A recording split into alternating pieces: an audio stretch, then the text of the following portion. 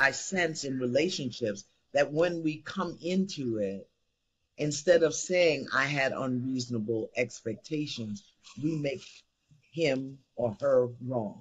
Yeah. And we walk away.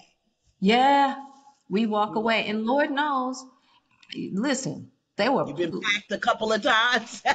Oh my gosh, welcome back, Tampa. That was Iyanla Vanzant, Jada Pinkett Smith in the episode of the R Spot, Iyanla's Relationship Podcast. I mean, that might be the most talked about relationship of the year, certainly. And you offered her a level of grace. I mean, this season, which is really inspired by you in many ways, is our season 5, and we say it's great. 5 represents grace, curiosity, and freedom. Yes. 2021, freedom was your focus, That's and right. that was your mantra for the year. You offered her such grace in that conversation, knowing that her relationship, like many of ours, under siege. Maybe not that level, because I could have took that heat. But, I mean, people are just asking questions just to be asking them. Why? But you were thoughtful. Well, you know what? I didn't get into the story. Her relationship is none of my business. Right. My business was her healing. Her healing.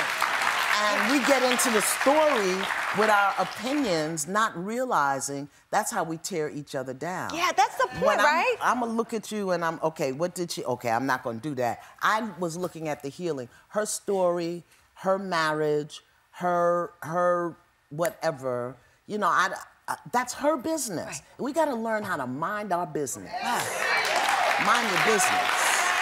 And I think, you know what, and so we just talk real. People will say, well, she wrote it in a book. She was writing about the healing. People forgot the healing. People forgot the whole healing. And sometimes when you go for advice or you're talking to your friends about your relationship, whether it's with your child or your significant or a sibling, they go for the drama. We love drama. We just love it. Everybody needs to just get an Emmy and hang it around their neck so that we can stop the drama. But here's what people don't know. That's the trick of the ego. Right. To keep you out of evolving, to keep you from awakening. You get caught in the minutia of the details and totally miss the lesson, and the next thing you know, you done married the same fool all over again. I talked about your focus and your principles, and one thing you talk a lot about is self-accountability. Oh, yeah. In relationships. Is that the hardest thing to do? Yes, because in a relationship, you think that you're dealing with the other person, and what you're actually dealing with is a part of yourself. And so we get so busy, again, minding other people's business, what you need to do. And you've got to be accountable for every choice, every decision, every response. But nobody's teaching us that. Right. That's why I do the R Spot. That's why you do it. You celebrated a milestone 70th birthday.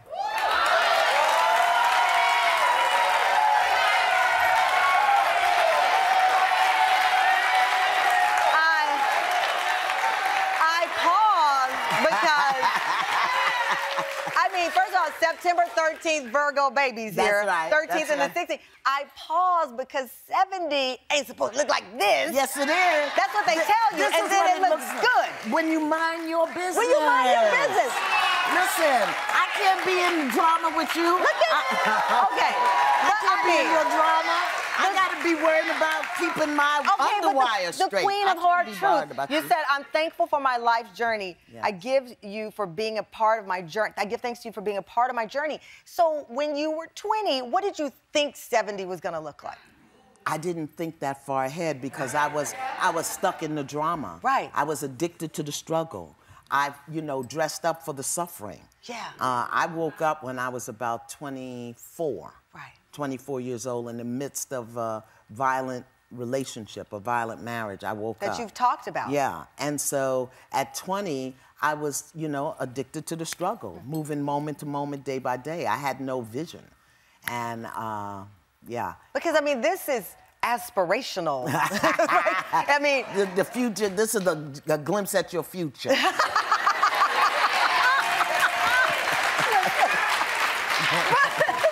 But what you have is, and people don't know, you live with a 7-year-old. Yeah. 70, living with a 7-year-old and 2 dogs. 2 dogs. Peace and freedom. I told your producer, yes. I named my dogs what I want to experience, which was peace and freedom. Right. And when my great-grandson was with Nisa, yeah. It's her son's son. And when Nisa became ill, I took him. So he's 7. I'm 7. He's 6. Actually, he's 6. He's not even 7. Oh, my God. I'm trying to move ahead. He's 6. Yeah. I'm 70. And it's a wonderful experience. It's a beautiful thing. Coming up, Iyanla's got some advice for the Tan fam. We're going to pick one person because I just ate up all y'all's time. I'm not going to lie. The queen of hard truth right after the break. You need to understand that there are some things you will never understand. Some things come not for you to understand, but for you to learn. Understanding means to get up underneath the thing and stand in the truth of what it is. And the truth is, you needed to move. You needed to let go. You needed to do something different. You may have even needed that slap upside your head. So stop trying to understand and look at what happened and make another choice. Make another choice. Welcome back, Tan fam. That was podcast host, 6-time New York Times bestselling author and famed spiritual life coach Iyanla Vanzant, dropping some gems on social media. And now, this is a once-in-a-lifetime opportunity.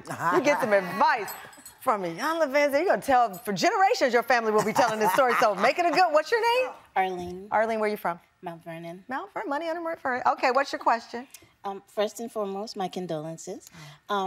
I wanted to ask, I am very much a people pleaser. I am not great with saying no, and I want to better myself and make time for myself and be a better example for my son.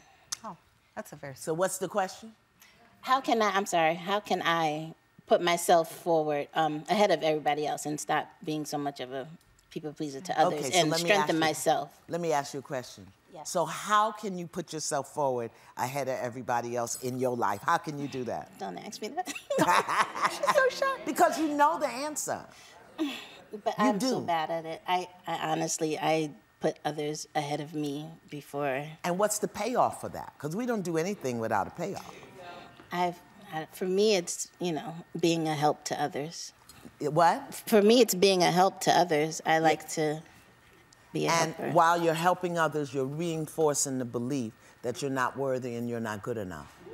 You don't deserve your own time, energy, and attention in your own life. So that's the tape running in the background of your mind. And so to feed that tape, to feed that beast, you go and take care of everybody else. And you'll continue to do that until you make yourself more important than anything else in your life. But also look to where, because we've all been taught and trained in that way, to give everything away, to do that. Oh, be nice, particularly for women. Oh, you got to be nice. Oh, do this, then be nice. So until you get tired of being nice and give somebody the other part to examine, this is what I tell people. Oh, she's crying. Oh, my God. Let me get you. Thank you so much. I mean, the queen of hard truth, the queen of hearts. Is it ever a burden giving out advice? Well, I don't give advice. Yeah, you don't give advice. I don't give advice. You don't give advice. What I do is I share what I learned the hard way. What you learned the hard way. That's what I don't give advice. Listen, if you could see some of the corners of my life, you'd run screaming from the room. No, we won't. We run to the light. You are the light. And thank you so much for coming here. From the bottom of my heart, thank you. Iyanla Vanzant, season 2 of her Shondaland